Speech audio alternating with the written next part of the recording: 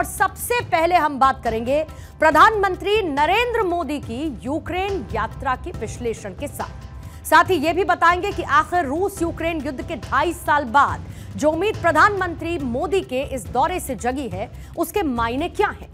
क्या शांति दूत बनकर प्रधानमंत्री मोदी इस युद्ध को खत्म कराने में अहम किरदार निभाने वाले हैं? युद्ध विराम को लेकर क्या है प्रधानमंत्री मोदी का कूटनीतिक नजरिया, उसको भी समझना होगा। मोदी भारत के ऐसे पहले प्रधानमंत्री हैं जो पहली बार यूक्रेन दौरे पर जाएंगे और यह दौरा जिन 2 रीजंस की वजह से खास होने वाला है वो भी आज आपके सामने रखूंगी। इसके साथ ही जिस ट्रेन में 10 घंटे का सफर तय करके पीएम मोदी पोलैंड से यूक्रेन की राजधानी कीव पहुंचेंगे, आखिर इस अद्भुत अकल्पनीय ट्रेन की क्या है खासियत, वो भी आपके सामने रखूंगी। दरअसल जिस ट्रेन को दुनिया वॉर ट्रेन कहती है उस ट्रेन का नाम है रेल फोर्स 1, जो कि अमेरिका के राष्ट्रपति के आधिकारिक विमान एयरफोर्स 1 से इंस्पायर्ड है। यह ट्रेन पोलैंड से कीव के बीच चलती है और इस ट्रेन को वॉर्सो से कीव पहुंचने में 10 घंटे का समय लगता है। इस दौरान यह ट्रेन 700 किलोमीटर के डिस्टेंस को कवर करती है। मतलब यह कि प्रधानमंत्री मोदी रेल फोर्स 1 ट्रेन में बैठकर 10 घंटे का ट्रैवल करने के साथ पहुंचेंगे कीव और आने जाने में लगभग 20 घंटे का समय लगेगा। यह टू एंड फ्रो उनका काउंट है ट्रैवल का। रेल फोर्स 1 की अगर खासियत की बात करूं, वो खासियत क्या है इसकी, तो आइए वो भी आपको बता देती हूं। दरअसल इस वॉर ट्रेन में हर एक लग्जरी सुविधा मौजूद है। इस ट्रेन को वर्ल्ड क्लास सर्विस के लिए जाना जाता है और इस ट्रेन का इस्तेमाल होता है वीवीआईपी गेस्ट के मूवमेंट के लिए। इस ट्रेन के अंदर कॉन्फ्रेंस रूम भी है और ऑफिस भी मौजूद है। इंटरनेट कनेक्टिविटी से यह ट्रेन पूरी तरीके से लैस है। विदेशी मेहमानों के लिए इसमें एक लग्जरी रूम भी बनाया गया है और इसी लग्जरी रूम में प्रधानमंत्री मोदी कीव यात्रा तक ठहरने वाले हैं। इस ट्रेन में अलग से शानदार डाइनिंग रूम है। ट्रेन में आलीशान सोफा है। कई मेहमानों के सिटिंग की व्यवस्था भी इस ट्रेन में मौजूद है। यह धीमी रफ्तार से चलने वाली ट्रेन है जो कि सिर्फ रात में चलती है और इस ट्रेन की स्पीड 60 से 65 किलोमीटर प्रति घंटे से ज्यादा की नहीं होती है। रेल फोर्स 1 को साल 2014 में क्रीमिया जाने वाले पर्यटकों के लिए डिजाइन किया गया था, लेकिन रूस का कब्जा क्रीमिया पर होने के बाद से इसे डिप्लोमेट्स के लिए इस्तेमाल किया जाने लगा। अब तक 200 से अधिक विदेशी मेहमान और साथ ही डिप्लोमेट्स और वर्ल्ड लीडर्स इस लग्जरी ट्रेन की यात्रा कर चुके हैं। रेल फोर्स 1 में क्या क्या शामिल है और इसमें किसने ट्रैवल किया? अमेरिकी राष्ट्रपति जो बाइडेन भी इसका हिस्सा रहे हैं। इसके साथ ही फ्रांस के राष्ट्रपति इमैनुअल मैक्रों इस ट्रेन में ट्रैवल कर चुके हैं। इटली की पीएम जॉर्जिया मेलोनी, इसके साथ ही कनाडा के प्रधानमंत्री जस्टिन ट्रूडो भी इस ट्रेन में ट्रैवल कर चुके हैं।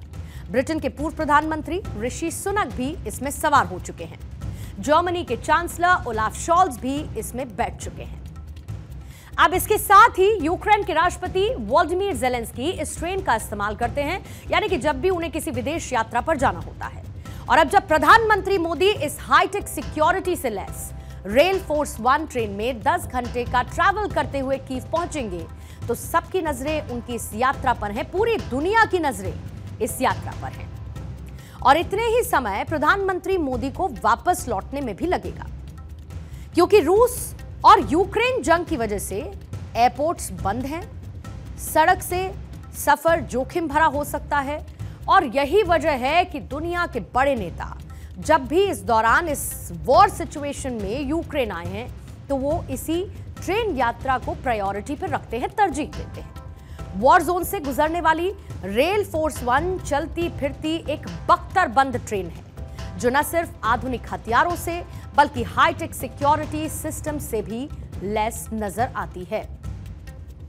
दरअसल रेल फोर्स 1 यूक्रेन की रेल सर्विस है और रेल फोर्स 1 एक बुलेट प्रूफ ट्रेन है।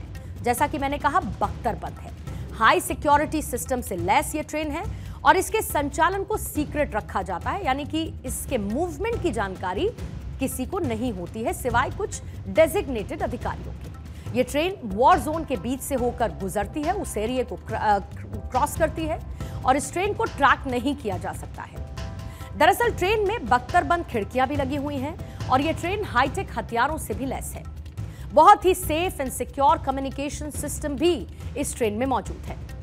पूरे समय हाईटेक सुरक्षा कर्मियों की टीम यहां पर मौजूद रहती है, जो कि लगातार सिक्योरिटी को भी मॉनिटर करती है, क्योंकि इसमें जो ट्रैवल करने वाले वीवीआईपीज हैं वो बहुत महत्वपूर्ण हैं। इलेक्ट्रिक इंजन की जगह इसमें डीजल इंजन लगा हुआ है।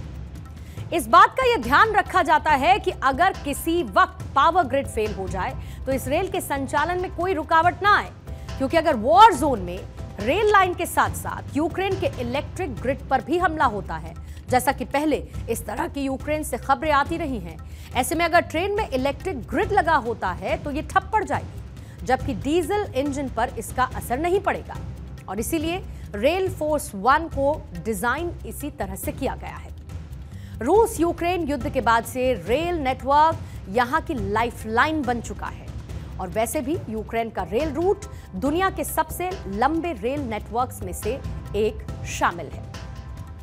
दरअसल भारत हमेशा से शांति का पक्षधर रहा है। जिस तरीके से रूस और यूक्रेन युद्ध चल रहा है, दुनिया के कई ताकतवर देश ये चाहते हैं कि किसी तरीके से ये युद्ध रुक जाए, लेकिन कुछ देशों का इस जंग के जारी रहने में अपना इंटरेस्ट है। रूस के राष्ट्रपति व्लादिमीर पुतिन से मुलाकात के 45 दिन बाद प्रधानमंत्री मोदी यूक्रेन जा रहे हैं। 9 जुलाई को प्रधानमंत्री मोदी रूस दौरे पर गए थे और इसके साथ ही राष्ट्रपति व्लादिमीर पुतिन से उनकी मुलाकात हुई थी। भारत रूस संबंधों के साथ यूक्रेन से चल रही जंग को लेकर चर्चा उस दौरान की गई थी और अब 23 अगस्त को यूक्रेन के फ्लैग डे के मौके पर प्रधानमंत्री मोदी ज़ेलेंस्की से करने वाले हैं मुलाकात।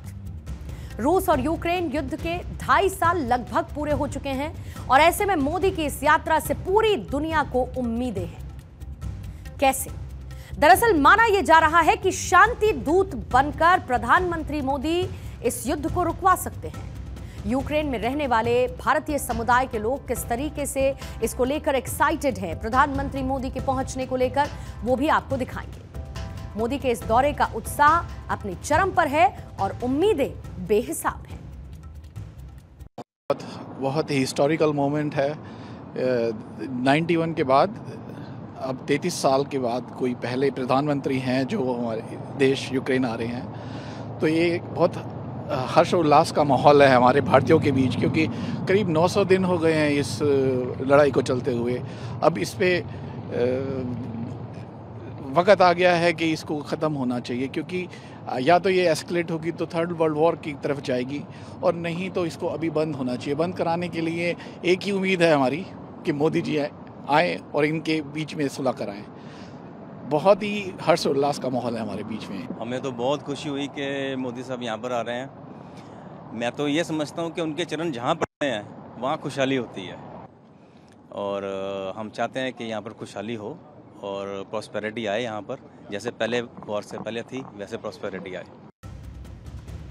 प्रधानमंत्री मोदी राष्ट्रपति पुतिन से मुलाकात करने के बाद यूक्रेन का दौरा इसीलिए कर रहे हैं जिससे यह साबित हो जाए कि भारत ने किसी एक का पक्ष नहीं लिया है, बल्कि उसका फोकस इस युद्ध को रोकने में है और वो बस शांति को स्थापित करना चाहता है। यह पूरी दुनिया जानती है कि हमारा देश भारत बुद्ध का देश है, जहां शांति का संदेश दिया जाता है और युद्ध किसी भी समस्या का हल नहीं, और ये प्रधानमंत्री मोदी कई बार अलग अलग मंचों से कह चुके हैं। भगवान बुद्ध क्या है, ये भी पीएम मोदी अपने जिक्र में शामिल कर चुके हैं। पीएम मोदी ने किस तरीके से पोलैंड में युद्ध को लेकर शांति संदेश दिया, आपको वो भी सुनना चाहिए। मदद करता है।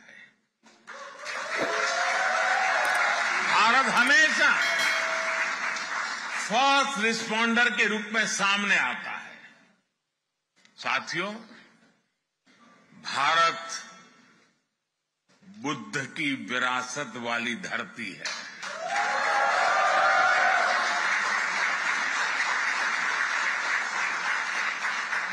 और जब बुद्ध की बात आती है तो जो युद्ध नहीं, शांति पर विश्वास करती है।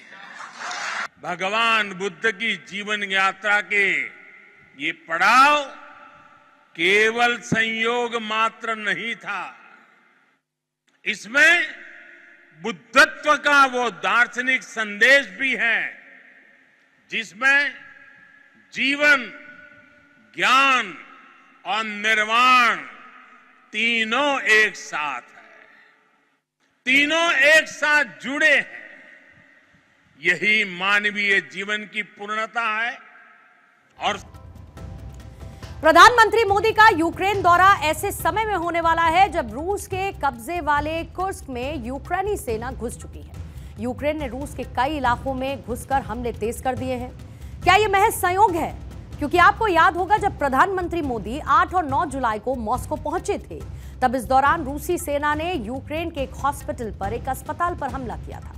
प्रधानमंत्री मोदी बातचीत और कूटनीति के जरिए जंग का समाधान, शांति का समाधान निकालने की बात कर चुके हैं। यही नहीं, 20 मार्च को भी प्रधानमंत्री मोदी ने व्लादिमीर पुतिन और वोलोदिमीर ज़ेलेंस्की दोनों ही राष्ट्राध्यक्षों से फोन पर बात की थी और इसके साथ ही सोशल मीडिया एक्स पर दोनों की बातचीत का जिक्र भी किया था।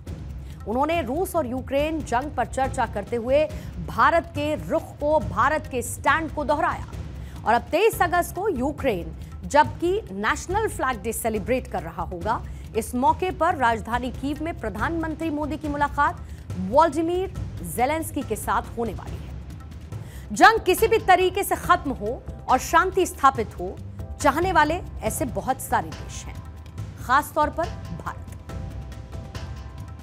दौरे से हमें बहुत उम्मीद है मोदी जी से कि मीडिएशन का, बीच का काम तो चलो हमने सुना था वो नहीं करेंगे, लेकिन वो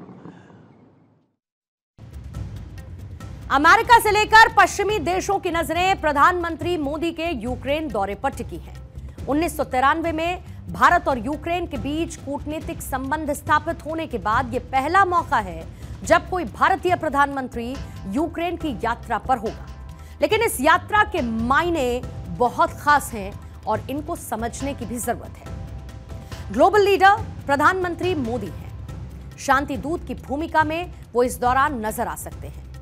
अब इसमें खास बात यह है कि मोदी के करीबी संबंध रूस के साथ भी हैं, यानी कि पुतिन के साथ भी हैं, और यूक्रेन के साथ कूटनीतिक जुड़ाव भी बहुत पुराना भारत का रहा है। यूरोप के साथ भारत के रिश्ते मजबूत हैं और युद्ध विराम की उम्मीद इसी के साथ लगाई जा सकती है। और यही वजह है कि पूरी दुनिया टकटकी लगाए प्रधानमंत्री मोदी के इस दौरे पर टिकी हुई है। दरअसल यूक्रेन को जो पश्चिमी देश हैं उनसे मजबूत समर्थन मिला है। यूरोपियन कंट्रीज हैं, नेटो हैं, ये लगातार यूक्रेन को सपोर्ट करते रहे हैं। खुद अमेरिका हथियारों से लेकर बाकी जरूरी मदद तक भी। और भारत के साथ भी इनके अच्छे संबंध हैं। दूसरी तरफ भारत रूस के साथ अपने संबंधों और साथ ही पुरानी मित्रता का विस्तार करता है और एक बैलेंस बनाकर चलता है। हालांकि प्रधानमंत्री मोदी की कीव यात्रा मॉस्को के साथ भारत के संबंधों को खतरों में क्या डाल सकती है, इस बात को किसी भी तरीके से बल नहीं दिया जा सकता है। वजह क्या है? क्योंकि युद्ध को लेकर प्रधानमंत्री मोदी का एक बहुत साफ संदेश है, डिप्लोमेसी और डायलॉग से इसका समाधान निकले। भारत एक इकलौता देश है जिसके रूस और यूक्रेन दोनों ही देशों के साथ संबंध प्रगाढ़ है। रूस के साथ आर्थिक, सामरिक और इसके साथ ही राजनीतिक रिश्ते बेहतर हैं। रूस के साथ ही सैन्य, व्यापार और कूटनीतिक संबंध गहरे हैं। और यूक्रेन के साथ भी भारत का गहरा कूटनीतिक जुड़ाव है। वर्ल्ड ऑर्डर जिस तेजी के साथ चेंज हो रहा है, भारत की भूमिका पर हर किसी की नजरें हैं। इसी बीच में लाइव तस्वीरें आ रही हैं, सीधा आपको वहां पर लिए चलते हैं क्योंकि प्रधानमंत्री मोदी अपने पोलैंड दौरे पर हैं और ऐसे में आज उनके पोलैंड दौरे का दूसरा दिन है जहां पर लगातार डेलीगेट से उनकी मुलाकात हो रही है, द्विपक्षीय वार्ता हो रही है, प्रधानमंत्री मोदी का स्वागत किया जा रहा है और ऐसे में एक और मुलाकात की तस्वीरें बिजनेस लीडर्स के साथ इस वक्त मुलाकात प्रधानमंत्री मोदी करते हुए नजर आ रहे हैं। I'm really right now very excited and proud that I could represent our capital group here in this meeting. As a foreign company in India, we can see a lot of changes which happened in the last few years when this government was running, which are really helpful for us to invest in India. And we see that upcoming years are very promising years for. इससे पहले भी आपने देखा होगा जब प्रधानमंत्री मोदी अपने विदेश दौरों के दौरान बिजनेस लीडर्स से मिलते हैं तो प्रधानमंत्री की कोशिश होती है कि ज्यादा से ज्यादा इन्वेस्टमेंट भारत देश में आए और कैसे इन बिजनेस लीडर्स को ईज ऑफ डूइंग बिजनेस के तहत इन्वेस्टमेंट के लिए बढ़ावा दिया जाए और ये भारत में आकर अपने व्यापार को बढ़ाएं। और उन्हीं मुलाकातों का ये सिलसिला एक बार फिर से पोलैंड में देखने को मिला है। बहरहाल मैं बात उस वर्ल्ड ऑर्डर की कर रही थी जो बदलता हुआ नजर आ रहा है इस युद्ध के बीच में भी। कोई साथ में यूक्रेन के है तो कोई रूस के साथ है, लेकिन भारत एक मजबूत स्थिति में है और इसका पूरा का पूरा क्रेडिट अगर किसी को जाता है तो वो है ग्लोबल लीडर यानी कि नरेंद्र मोदी को। दुनिया के कई ताकतवर देशों के साथ प्रधानमंत्री मोदी की कूटनीति, उनकी डिप्लोमेसी की बदौलत रिश्ते पहले से ज्यादा और मजबूत हुए। ऐसे में सवाल यह है कि क्या प्रधानमंत्री मोदी का कीव दौरा गेम चेंजर साबित होगा? पीएम मोदी के यूक्रेन दौरे का जो मेन एजेंडा है उसमें 4 मुद्दे शामिल हैं। वो क्या क्या हैं? सबसे पहली नजर है आर्थिक तौर पर, क्योंकि जाहिर है कि प्रधानमंत्री चाहते हैं कि जो हमारे व्यापारिक रिश्ते हैं वो और ज्यादा बेहतर हों।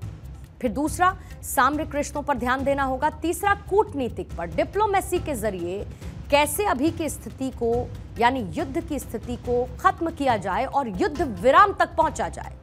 ये है वो 4 रास्ते, ये है वो 4 मंजिल जिस तक प्रधानमंत्री मोदी गुजरते हुए पहुंचना चाहते हैं। अंत में है युद्ध विराम और यही वजह है कि प्रधानमंत्री मोदी के इस दौरे पर हर किसी की नजर है।